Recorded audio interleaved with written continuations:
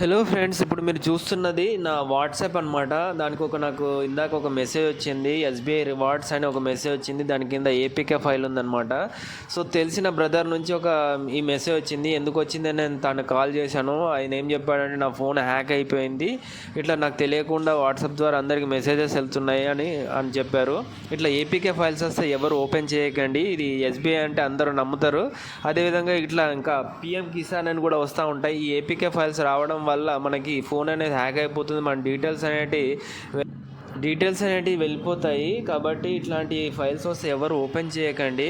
So మీకు use అవుతుందని ఈ వీడియో చేస్తున్నాను. ఇలాంటి ఏదన్నా ఏపీకే ఫైల్స్ వస్తే మాత్రం ఎవరు ఓపెన్ చేయొద్దు.